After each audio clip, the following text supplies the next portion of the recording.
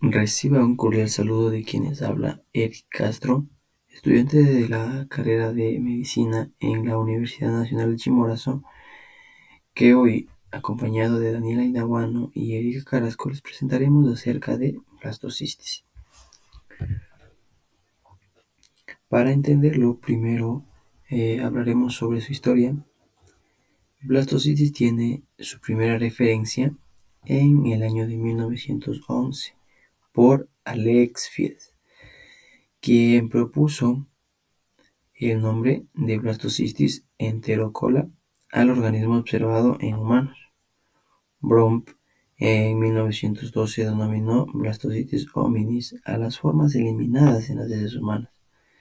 Cerd y Colt sugirieron el papel patógeno del protozoo en 1967. La taxonomía. Sabemos que blastocitis tiene de un reino chromista, un subreino chromoita, un infrarreino Heteroconta o Stramenopiles, de su filo Opalinata, clase Blastocistea, orden Blastocistida y de género Blastocistis. Ahora hablaremos de su morfología, de sus formas. Entonces son varias sus formas. Tendremos, por ejemplo, la forma vacular, la cual es una forma celular típica que se elimina en las heces y se representa en los medios de cultivo. Aproximadamente mide de unos 2 a 20 micrómetros de diámetro y presenta una gran vacuola central, que esta ocupa del 50 al 95% de la célula. Y así restringe al citoplasma en una banda periférica que contiene los organelos citoplasmáticos. Tendremos una forma multivacuolar que mide de 5 a 8 micrómetros y presenta 2 o más vacuolas. Tendremos también una forma granular que medirá de 6 a 8 micrómetros. Presenta múltiples gránulos en la vacuola central y estos corresponden a mitocondrias. Tenemos así también la forma ameboidea, que mide de 2.6 a 7.8 micrómetros y presenta pseudópodos y actividad fagocitaria. Es la forma predominante en los medios de cultivo y también se las elimina en las heces. Y la forma quística, forma pequeña de resistencia que miden de 3 a 7 micrómetros, que deriva por esquizogonia de una forma vacular o multivacuolar. Y hay dos tipos de quistes: los de la pared delgada, que se rompen dentro del tubo digestivo en la autoinfección interna, y los de pared gruesa, que salen al medio ambiente. Tenemos así también el hábitat. Entonces, sabemos que esta, como lo habíamos visto, tiene alguna morfología, ¿no?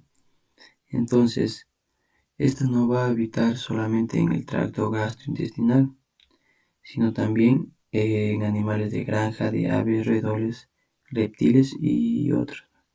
La razón de su existencia en tantos seres vivos es tan misteriosa como lo es el hecho de que se tenga certeza sobre cómo es su transmisión y además si es beneficio para un humano. Entonces, por el contrario, bastante perjudicial, indica el académico. Ahora, tenemos el ciclo de vida. La persona infectada con blastocitis excreta en sus heces a la forma infectante de este protozoo, que es la fase de quiste. Esto posibilita que lleguen por vía oral. Al ser ingerido, el quiste desciende al intestino delgado, desencadenando una mitosis en la cual se desarrolla la forma vacular o la forma multivacular. Posteriormente se pueden transformar a la fase granular o ameboide. Al final, pasa nuevamente a la fase quística, que es eliminada al medio de las heces fecales. Y tenemos una transmisión. es transmitido por ruta fecal oral a través de agua y alimentos contaminados y en contacto con animales infectados.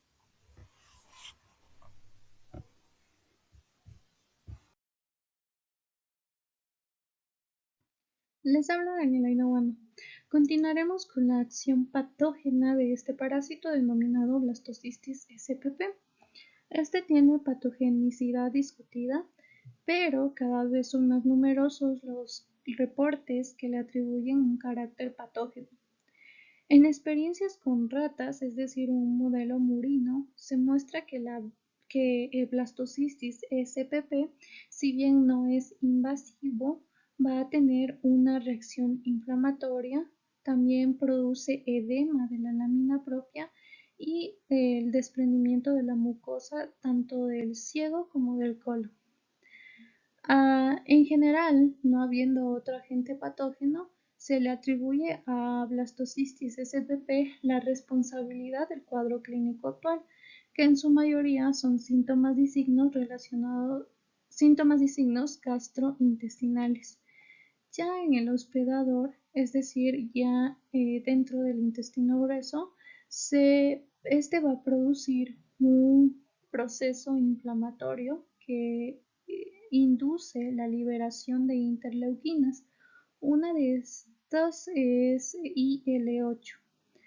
También se encarga de producir cisteína proteasas como principal mecanismo patógeno, ya que este va a ser capaz de degradar IgA. IgA es aquel que produce el organismo como mecanismo de defensa ante este parásito.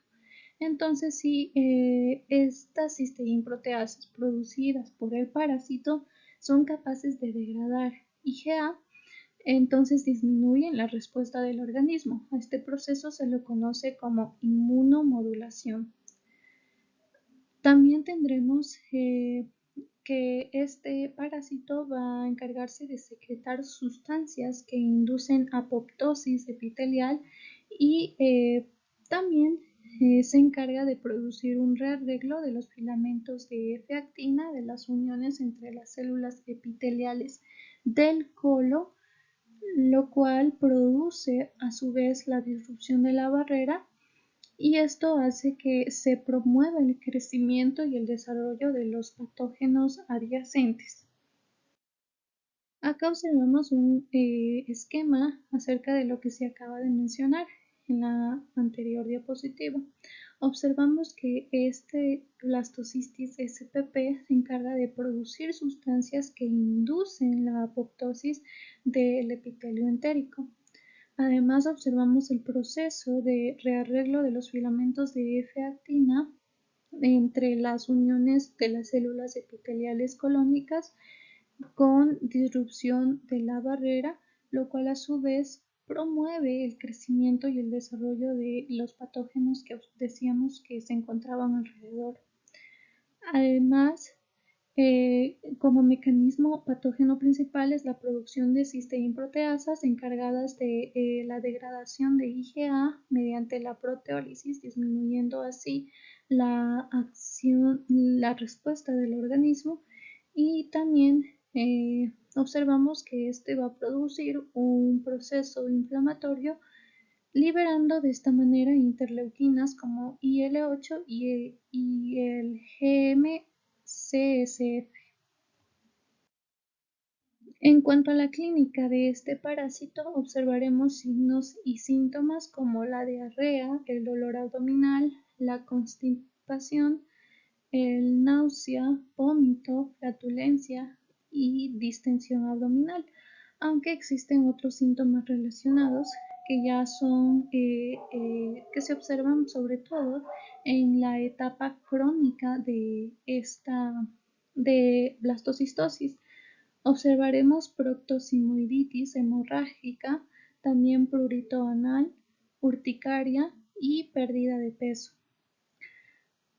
Para determinar Blastocystis spp como patógeno natural en pacientes con síntomas gastrointestinales, se tienen distintos parámetros.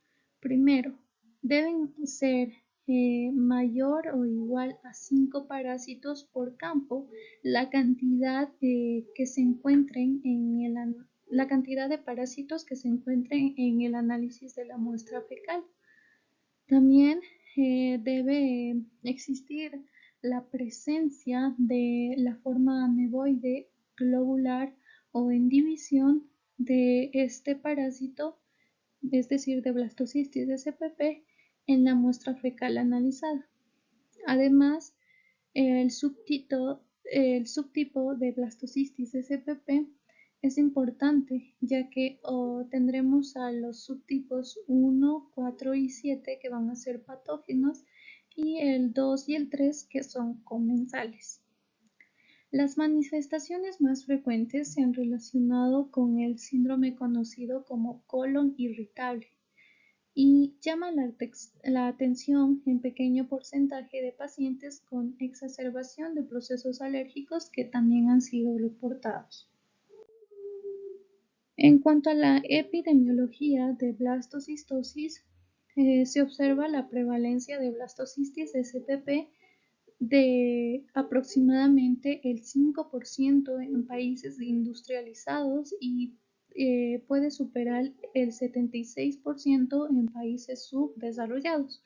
Esto según el estudio de Cañete y Rodríguez que fue realizado en 2012, pero observamos en un estudio realizado por Maravilla en 2017 que se observa una prevalencia del 10% en países desarrollados, mientras que va a existir que se pudo valorar un 60% en países en desarrollo. También, según un estudio de Salinas y González de 2007, se observa una mayor prevalencia en adultos comparada a niños, que ha sido notada en una serie de estudios. También se mencionaba que el grupo más afectado son los jóvenes adultos, pero no hay una diferencia en la prevalencia entre géneros. En cuanto a Latinoamérica, se observa que en Colombia existe una prevalencia de 0,6%, mientras que en Bolivia hay una prevalencia del 80,2%. Este microorganismo, al ser un cosmopolita, se adapta a casi cualquier temperatura y ambiente, por lo que su transmisión es variable. Las infecciones se van a detectar a menudo en personas infectadas por VIH, también en pacientes de servicios de psiquiatría y niños de jardines de infancia y guarderías. Este parásito se transmite este parásito que se encarga de producir la blastocistosis se transmite entre animales y humanos por la ingestión de quistes presentes ya sea en agua o alimentos contaminados con materia fecal procedentes de un portador, que por lo general son los cerditos. Mi nombre es Erika Carrasco y voy a explicar acerca del diagnóstico, tratamiento y prevención de la blastocitis. El diagnóstico se lo realiza a través de exámenes de laboratorio, entre el cual está el análisis de heces, en el que en este análisis se hace una muestra de heces para ayudar a diagnosticar ciertas afecciones que afectan al tubo digestivo. Estas afecciones pueden incluir infección por parásitos, virus o bacterias. En cuanto a la endoscopía, si los síntomas persisten, pero el examen fecal no revela la causa, el médico puede solicitar este análisis. Cuando el paciente está en sedación, se usa una cámara especial en un tubo que se introduce en el tracto digestivo.